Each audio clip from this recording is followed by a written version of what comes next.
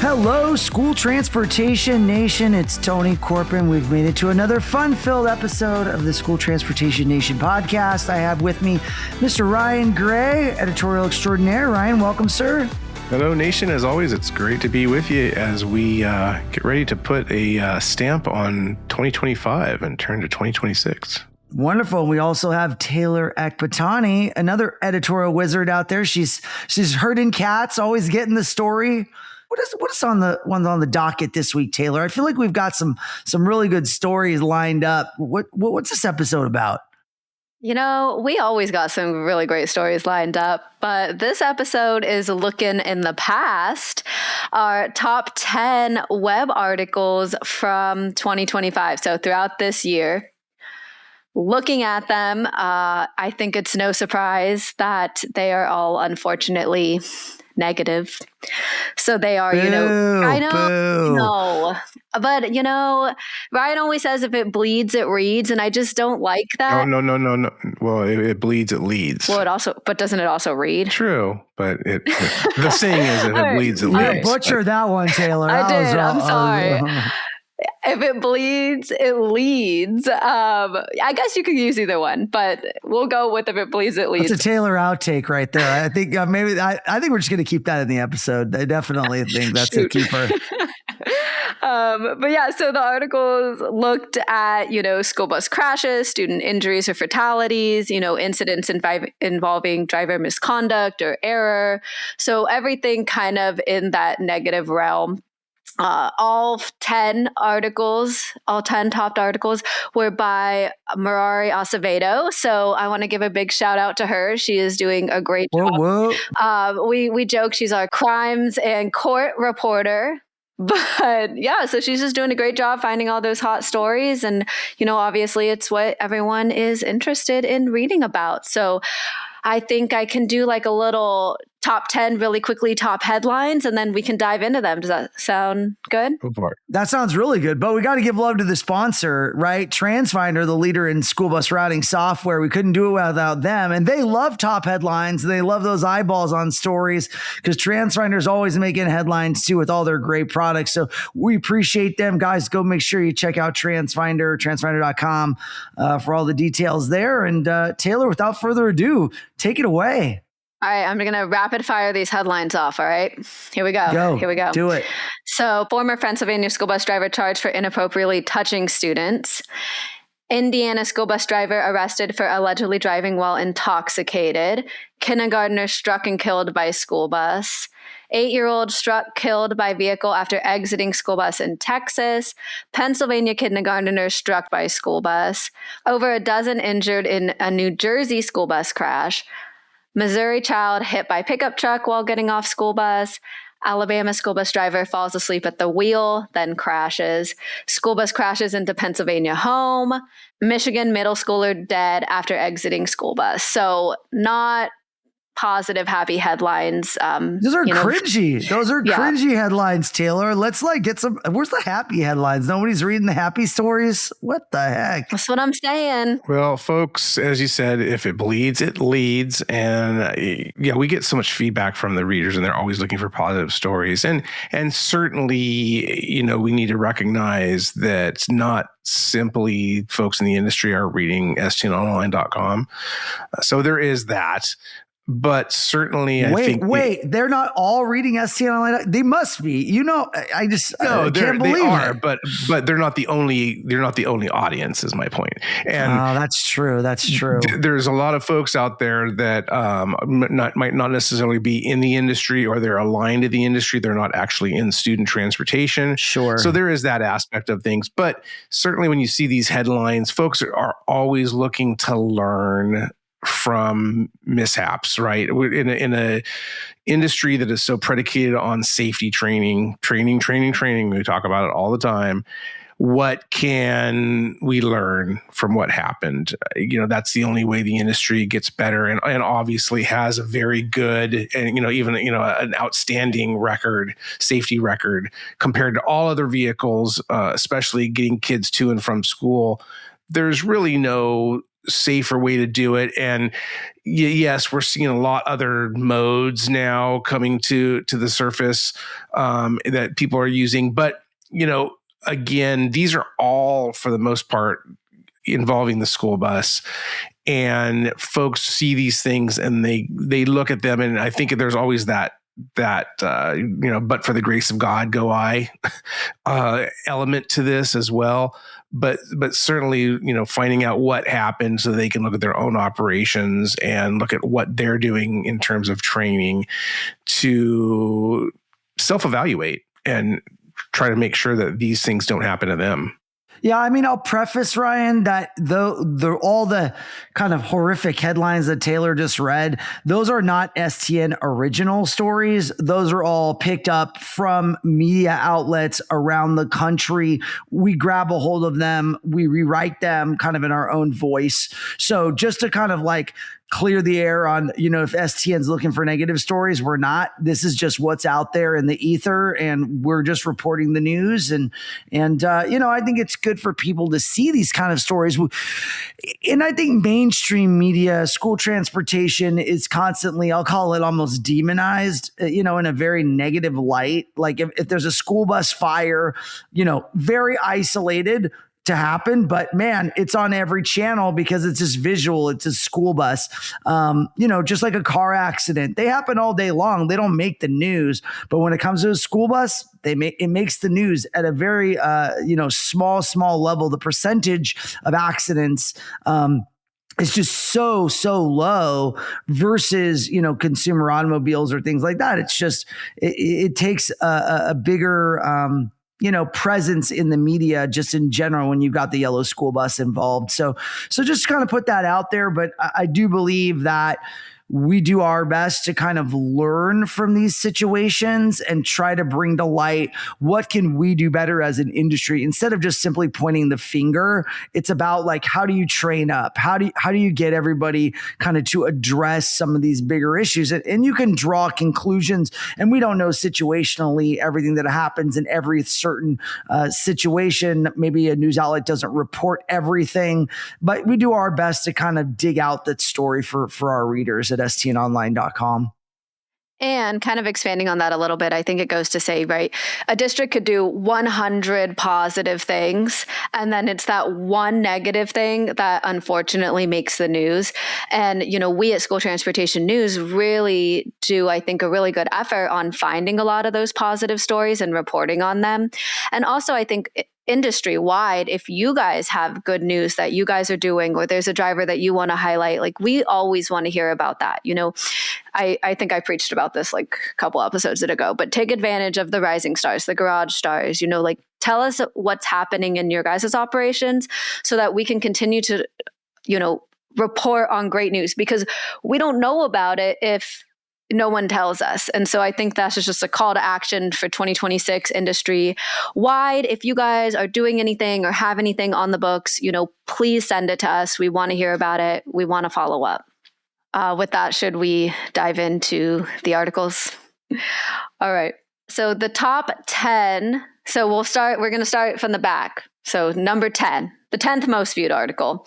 So former Pennsylvania school bus driver charged for inappropriately touching students. And we've seen a couple of these on STNonline.com, kind of these stories on the driver assaulting or taking advantage of the students. And these are really hard to read because these are drivers who are transporting the precious cargo, these younger students. And I think, kind of touching on cameras, why cameras are so important to have inside the bus and doing those regular checks of the cameras. I know we have an article coming out here in January that talks about doing those regular checks on the cameras and not just pulling when incidents happen, because there could be incidences going unseen if you guys in the industry aren't doing those checks.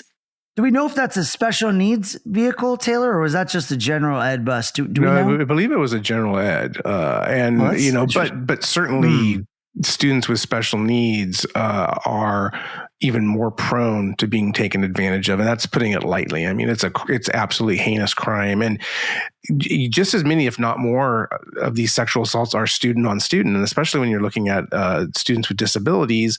We've had this presentation at TSD conference a couple of years ago where we had a child psychologist come in who specializes in sexuality of children, and pointed out, especially when it comes to students with disabilities, depending on their condition, on their disability, these kids are kids. They're going through puberty. They have feelings. They don't know some of these kids. It's inappropriate to say the least. But then you have other aspects of, in this case, a school bus driver allegedly did this. You have other students who are just taking advantage of younger students, or, you can have a general ed student. We've seen this sexually assaulting a student with disabilities. We have so many students who are nonverbal.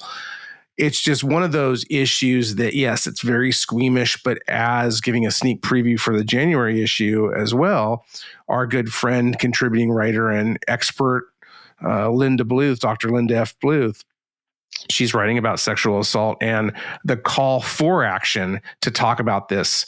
And she talks about how over her storied career and all of the expert witness cases that she's worked on, all these court cases, how many of them have been sexual assault, and it continues to be that way. And actually, she is that seems to be all that she is hearing from attorneys lately is sexual assault. So not a pleasant conversation at all, but a must-have conversation within districts, within school bus companies, talking with your driver trainers, talking with HR, looking at your vetting process. Some of these people, they fall through the cracks. They've just never been caught. And that just, it makes the job of school transportation that much more difficult. But it's just knowing your employees, keeping an eye on things. And regardless if there's video cameras or not, and most school districts have that video camera. So certainly that frequent viewing of video and working with your technology providers to ensure that there are some kind of triggers that note any kind of suspicious activity that needs to be reviewed. If you see something, say something. So many times we've read articles of a school bus driver or an attendant noticing something on the bus, and maybe it's not on video, or maybe it is, but it's kind of flown under the radar. They saw that something was off, or they sensed something was off. We hear often that the high seat backs are actually can be a detriment to seeing behavior. There's a lot of stories we've seen about sexual assault where they couldn't see what was going on because of the high seat backs, and school districts aren't just reviewing every route video every day. That's just not reality. So again, if you sense something out there in the nation, you sense something's not right, report it, bring it up. It might be nothing, but it could be something, and it could literally save someone's life or save a child decades, a lifelong worth of trauma. Yeah, I think, going back to Linda's article in January, and I don't want to give it all away, but she said the conversation of sexual assault, is awkward. It is, it's a hard thing to talk about, but for parents, with these students riding the school bus, it's something that you need to talk about. Okay. Hey, if someone's touching you inappropriately, even just students going to school, you need to be empowered to talk about it. And, from this Pennsylvania story, this was happening over 6 months. And so that child just didn't feel comfortable sharing. And that's sad. That breaks my heart that, we're not having these conversations with our students as well, because it's not just the conversations with drivers or transportation staff, but with the kids, so that they make sure that they feel empowered to talk about it. All right, jump into number 9. Indiana school bus driver arrested for allegedly driving while intoxicated. This is another one that we see pop up in the wires a lot, driving while intoxicated. And I know our friend Dick Fisher has a spreadsheet, so I'm going to have to double check with him as we get to the end of the year what his numbers are. But he tracks based off of media reports, how many DUIs for school bus drivers. So I'll double check with him and get you guys some updated numbers. But that's another one that we see pop up quite often, unfortunately. Yes, and it reminds me of a news report that CBS News did several years ago that really drew the ire of the industry, where it basically alleged that at least one school bus driver is arrested for being drunk a week in a year. I even at the time said, okay, well, say 60. And you're not even looking at the school year, because again, since most school districts are operating year round in some facet in terms of transportation, say that we take that, 52 weeks a year and say we bump it up to 60. If you're looking at the number of school bus drivers nationwide, upwards of 200,000 on routes, according to the latest surveys. That's 0.3%. So we need to keep that in perspective. But, and then there's always the ones that we don't know about. But I said earlier, if you see something, say something. The reasonable suspicion testing, supervisors need to be walking the yards in the morning, walking the yards in the afternoon, interacting with their staff, interacting with their drivers to see if there's something off with the driver. Everybody has bad days.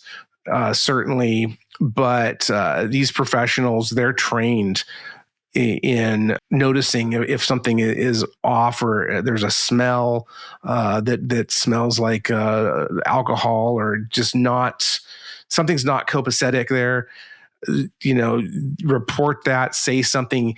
It's always better to err on the side of caution. Take that driver aside, get them tested. It might come out to be nothing, but it could be something. And we don't want these folks behind the wheel. Certainly, it comes back to vetting again. Sometimes folks fly under the radar. Sometimes folks just make a mistake, a horrible mistake. But we need to hold them accountable. We need to hold ourselves accountable to that. And this is a reminder to that. Certainly, we see this too often. But again, I always, try to harken back to this is a very small number. Relatively speaking. But to your point, Tony, because school buses are so visible, school bus drivers are so visible, everyone that has a child, whether they ride a school bus or not, is going to have their attention pulled to a news article like this and think, oh my gosh, this is just horrible. So that's, again, just another reason why the due diligence needs to be, finely tuned to these kind of issues.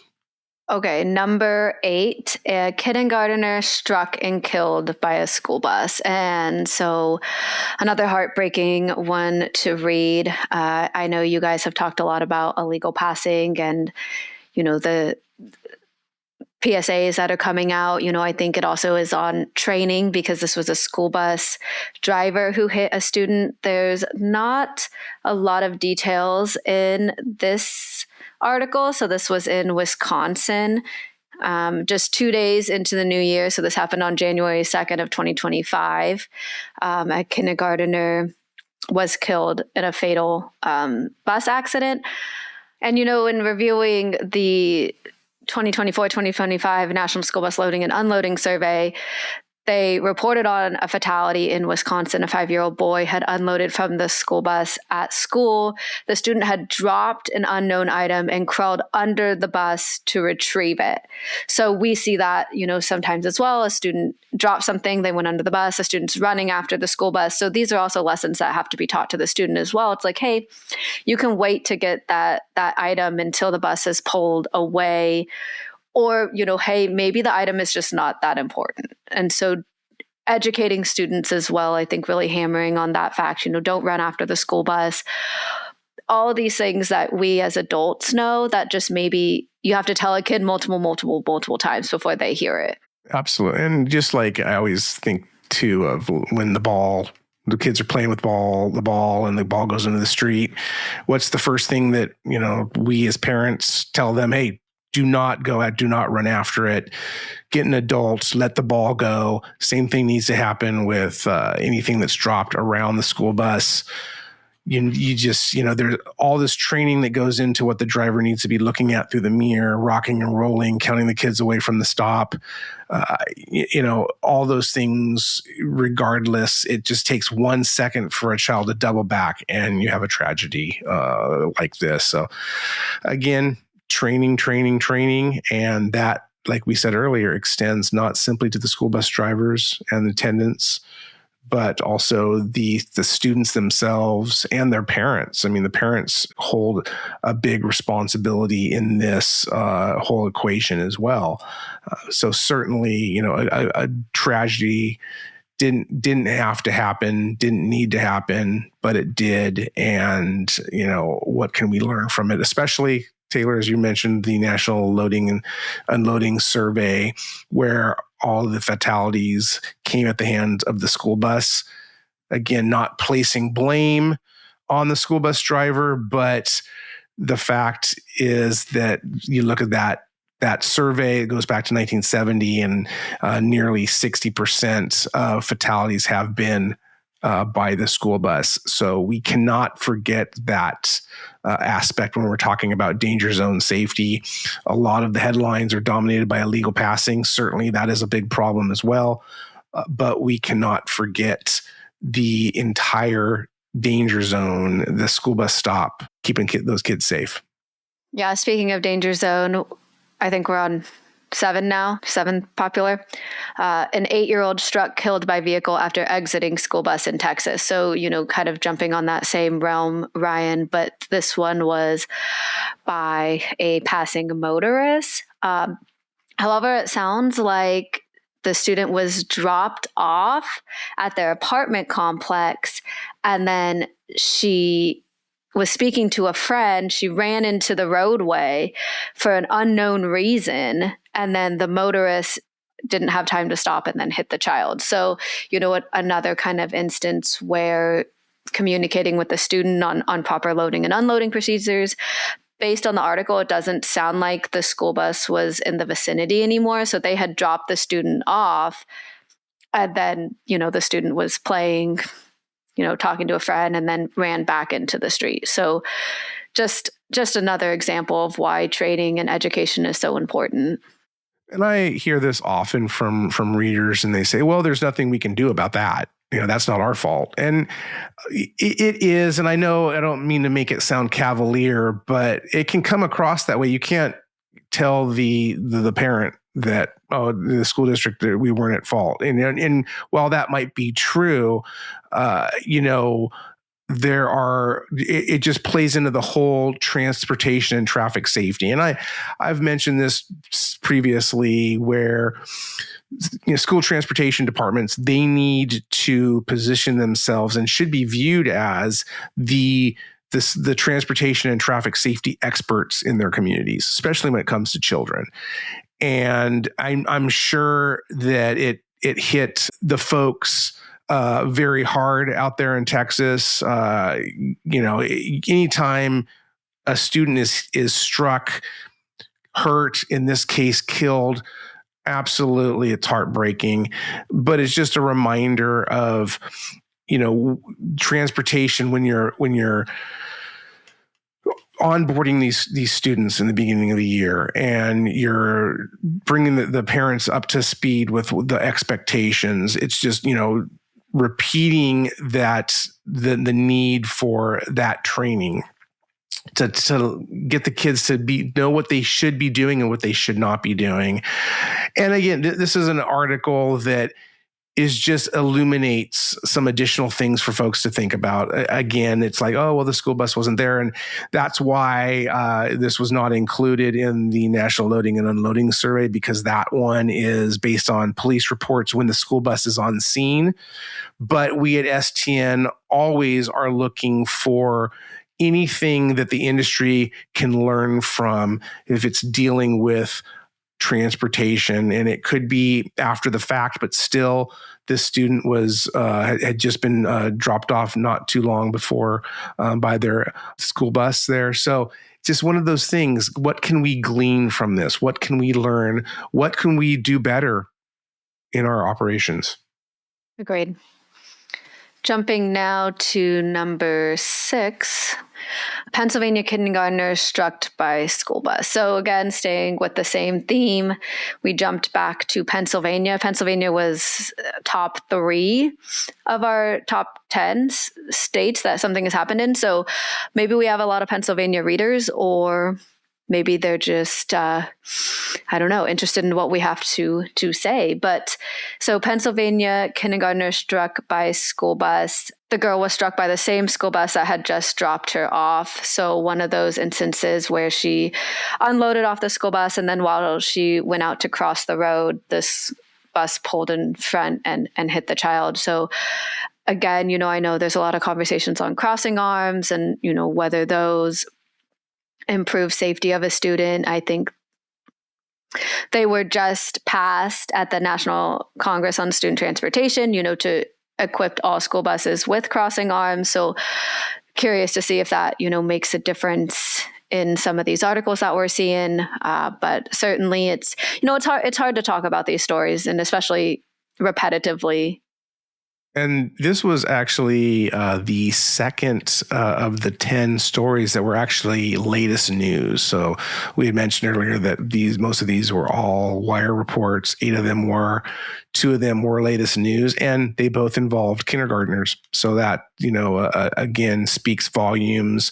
The youngest, most vulnerable kids, that's really what hurts the most. I mean, they all hurt, but when they're so young, they're babies, really, that really stings.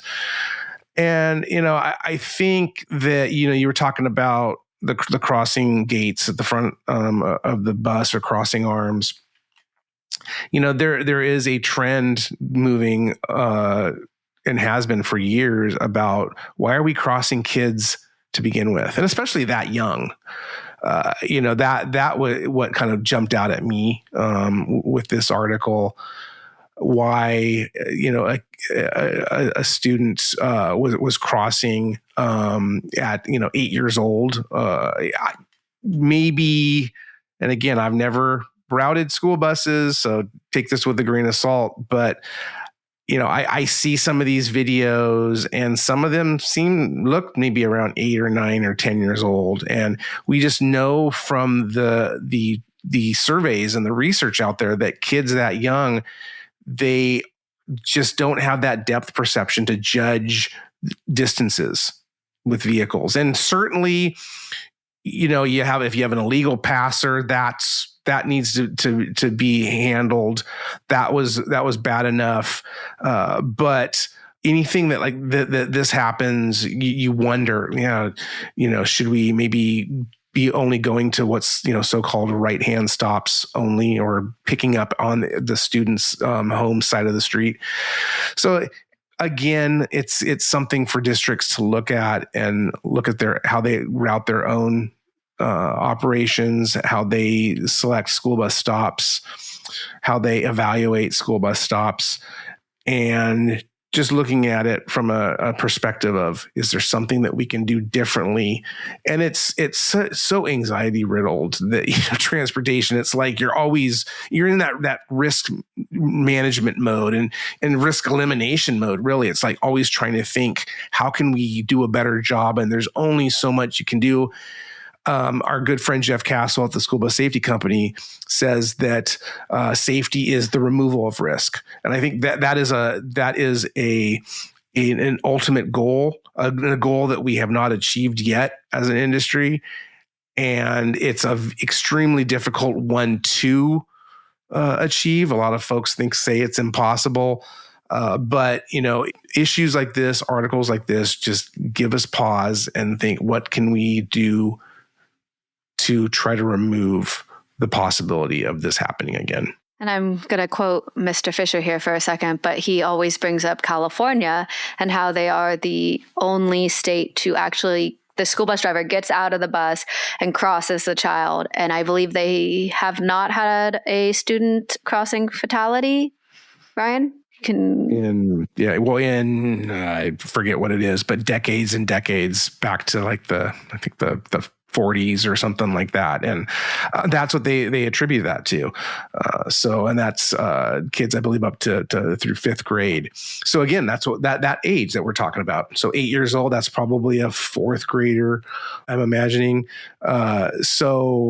Again, a lot of folks I've talked to said, "Oh, well, that's not feasible." And how do you make that work in reality? And in California's case, the driver pulls the keys, they go with them and walk across with the student. Folks say, "Oh, well, you're leaving a bus full of kids," and there are different ways to look at that. I know we're seeing a big movement in the industry right now to add more attendants or school bus monitors, aides, if you will, on routes, and not simply the ones that are transporting students with disabilities.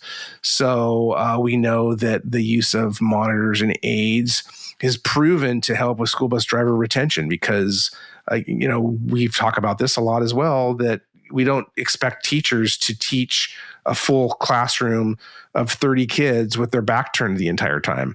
Well, that's what school bus drivers are doing with 60 kids or more on board. So all of those things can work. And again, it comes down to money. I know that's a big issue as well, but certainly just some things to look at and analyze, talk to your folks about, talk to your police in your area, see what they say. It takes a village to educate a student. It takes a village also to transport them safely. Yeah, those are great stories. Some good thoughts there. I know, just to add what Ryan was saying about safety, freedom from risk. And then also, can you define safety?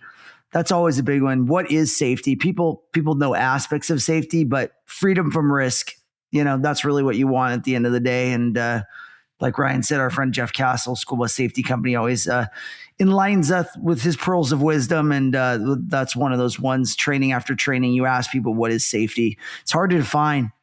It's a concept, it's a thought, but just getting out of bed, you're taking risk. Walking down the stairs, you could fall, but you do it because that's life. You got to keep moving on. So, well, this is a good time. We'll take a quick ad break. Come right back after this. There are three types of people who love change, people who hate change, and people who regret not changing sooner. At TransFinder, they say, embrace change and have zero regrets when you implement TransFinder's award-winning Route Finder Plus solution.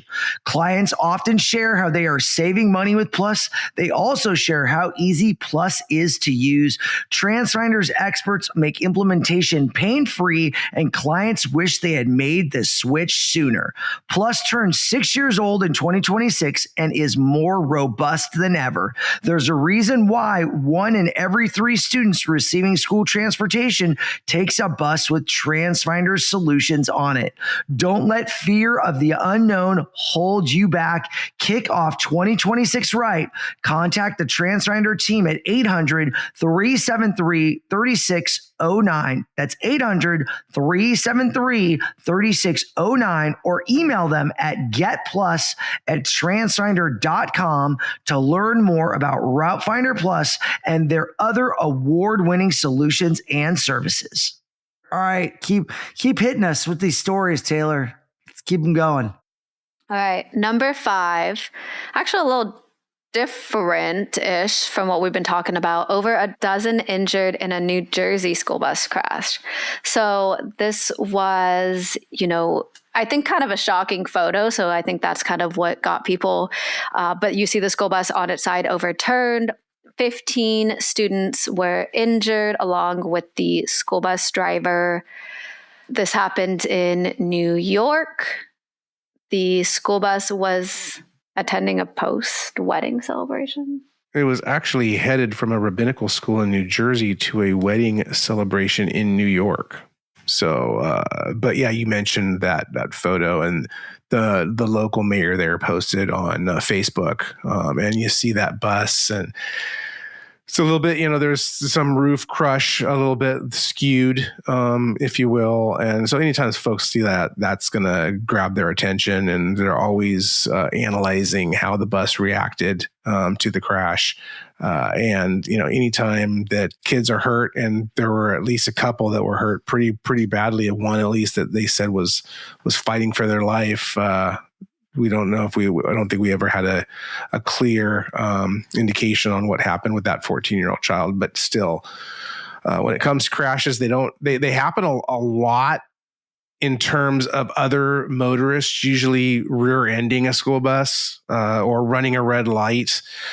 So we see those a lot, but 99.9% of the time, the kids on the bus, the driver on the bus are fine. There might be some minor scratches and bumps and bruises, or there's no students on board.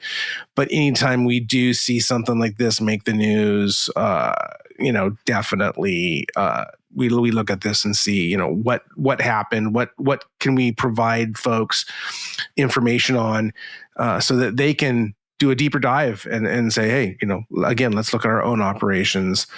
What can we do to try to at least mitigate these kind of occurrences from happening?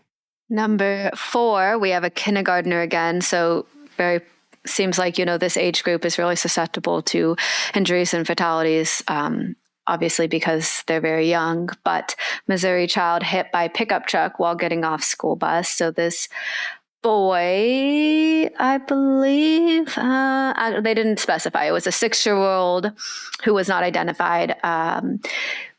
They broke a pelvis, broke their femur, and they had a small brain bleed that they were keeping an eye on. But the child was getting off the school bus and was hit by a truck. So once again, one of those instances, 6-year-old crossing the street. We talked about it earlier, just a really unfortunate situation, but happy to hear that the child is for the most part, okay. I'm sure they're going to have lasting injuries or feelings towards the school bus. And, that's something that we want to look at more, is the mental health, post some of these crashes and incidences. But physically, it seems like the child is recovering. Yeah, that brain bleed, broken pelvis, broken femur, those are significant injuries. And we hope that child is doing much better right now. And, I keep saying it, but it just, what can we do to try to mitigate this? If it's in this instance hit by a passing vehicle, and I should say too, this happened. This report was from January, and we didn't see it listed in the National School Bus Loading and Unloading Survey as an illegal passing fatality. There were none, according to that report, at least with the school bus on scene, per all the state police reports. So we're taking the student, recovered. Again, it's just, what can we do? There was this big national school bus safety summit a couple weeks ago, actually, that Bus Patrol hosted along with the Governor's Highway Safety Association in DC, and they're talking about this issue. So certainly, this is a big issue in the industry. Talking a lot about that at STN Expo East coming up. So stay tuned. All right, moving along to number 3 here. Also a little bit different than the majority. Alabama school bus driver falls asleep at the wheel and then crashes. So this kind of, touches on that sleep apnea that we've talked about a little bit. Drivers are working early mornings, sometimes late nights with field trips, but, driver safety is also important. So looking at, this school bus driver falling asleep at the wheel, they were transporting 14 students. It says, extent of the injuries is that the students was unclear at the time. Obviously, we didn't see anything post this, so I would assume that the students are okay. But yeah, just a stark reminder of, driver health and making sure, physical fitness tests are being adhered to and that the driver is okay in the morning when they go to get in their school bus. Yeah, this is a big thing. We've seen more and more technologies come from the trucking industry having to do with driver distraction. If the driver's looking away, maybe they're distracted with the kids. In particular, like you mentioned, sleep apnea. If drivers are on the road, maybe even they're drinking. Like you don't know, right? Is a driver consumed alcoholic beverages and their behavior is becoming erratic. So there's a lot of things that it could be that end up being this. I mean, we saw a very bad accident many years ago with Durham at the time, and that was was it Johnny Walker? I think, wasn't that it, Ryan? That was his name. Jonathan Walker. Jonathan Walker, that's right. And that incident ended up where Durham ended up using or getting a product that would be across their entire fleet to address potential driver hazards like that. And I mean, I think the tough part is that technology has come a long way since those days, because that was a lot of years ago. But the reality is that drivers are on the road. Maybe they're taking a turn too fast. Maybe they're driving in an aggressive way, and those things get caught by the technology. And then hopefully the driver modifies their behavior so there isn't injury or death or some severe accident. But those technologies exist to try to help drivers or assist drivers. And we talk about AI and things like that. I don't think there's ever going to be like an AI driven school bus necessarily, like without the driver, like a Waymo. Maybe not in my lifetime, but I think that the reality is that more and more AI assisted technologies are going to help drivers just become better drivers when they're in the seat. Technology is going to pop up to make them aware that an accident is coming, or they're traveling at a certain rate of speed and they need to slow the vehicle down. Maybe there's a car that's about to cut them off.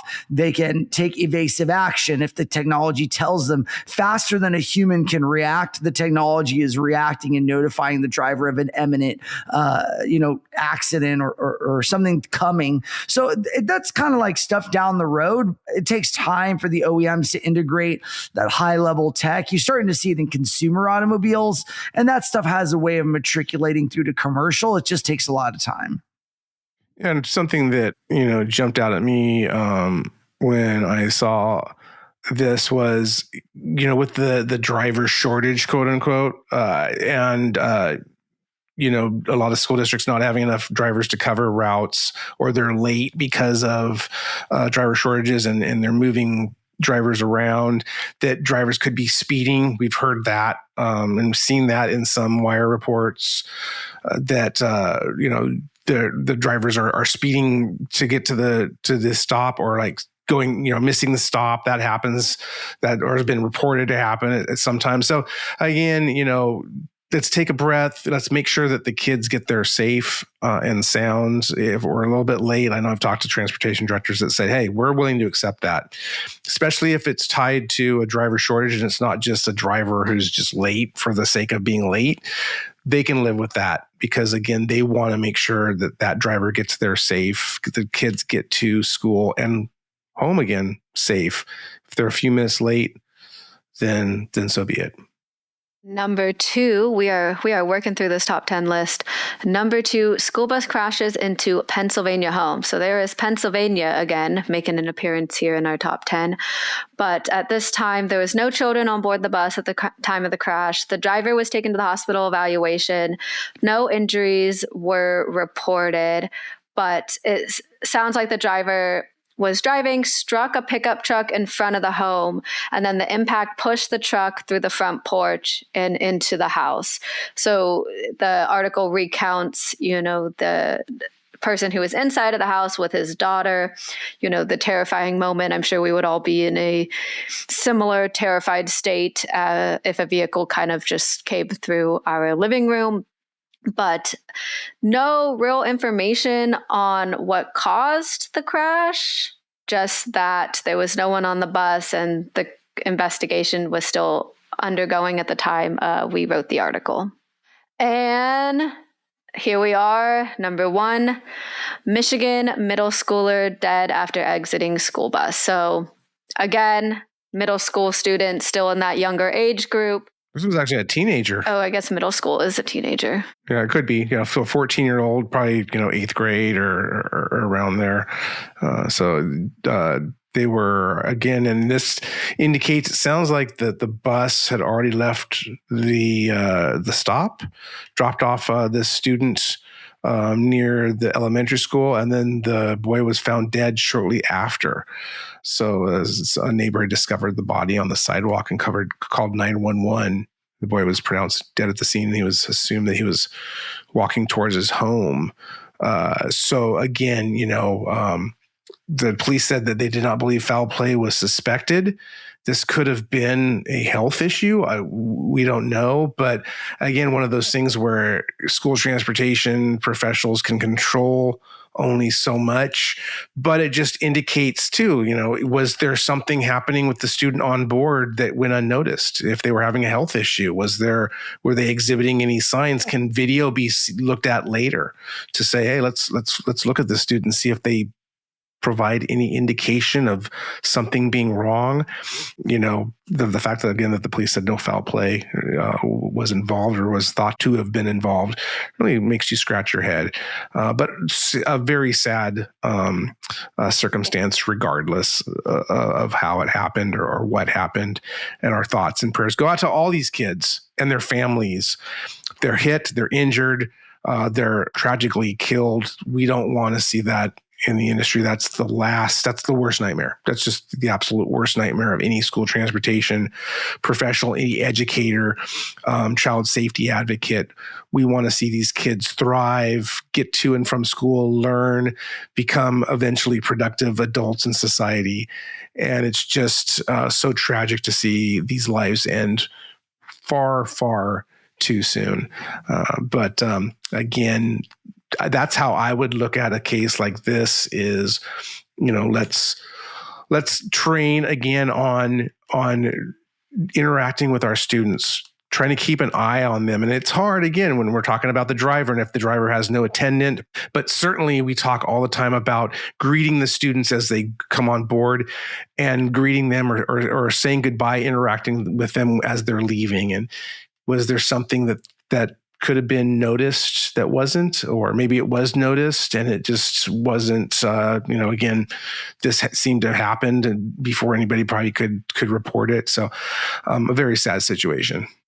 Yeah, that wraps up our top 10. And, I know if you guys are listening to this episode before the holidays, before Christmas, because it's coming out right before, really sombering, information. And so the goal is to not report, negative news. And so just really, I guess, hold your loved ones close is what I'm trying to say.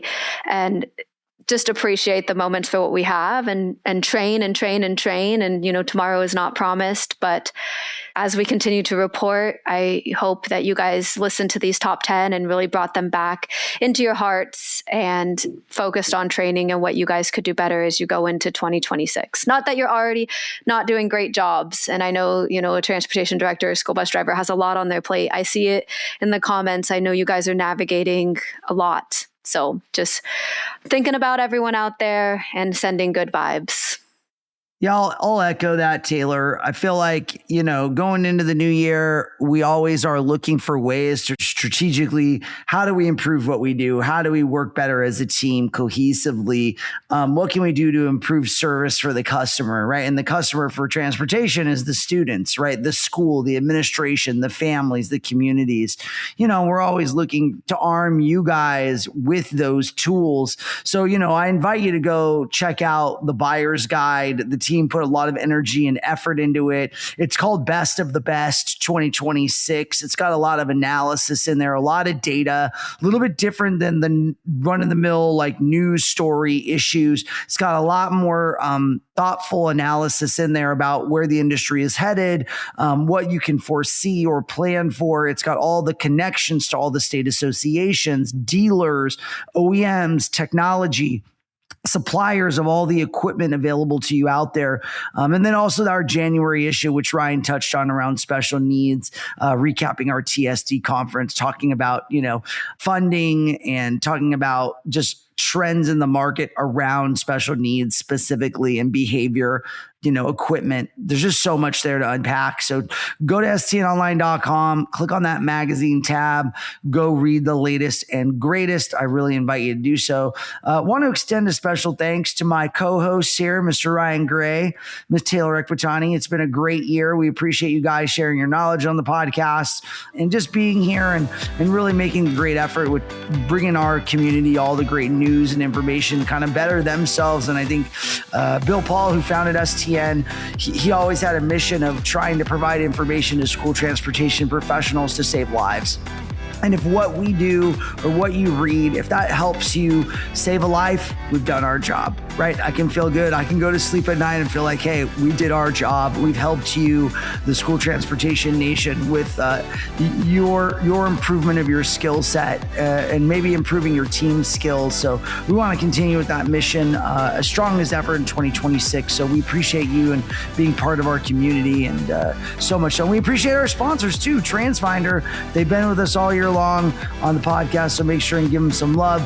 We appreciate TransFinder and Antonio Civitella, President CEO. We had interviewed him on technology trends, so if you want to head back to a previous episode, you can listen to that interview as well. Great conversation about tech trends for 26. So all right, Nation, you can listen to this podcast on Apple Podcasts, Spotify, wherever you listen to pods. You can get all the latest news and information on school transportation industry at stnonline.com. Follow us on socials too. We'd love to have you as a friend. Don't forget to give us a 5-star review. We love reviews, and we love them being 5 stars for all the great information we're providing you. We appreciate you taking a few minutes to knock that down for us and provide us a great review headed into 2026. Nation, we wish you a happy new year, happy holidays, all that good stuff. We love you. We'll see you next week.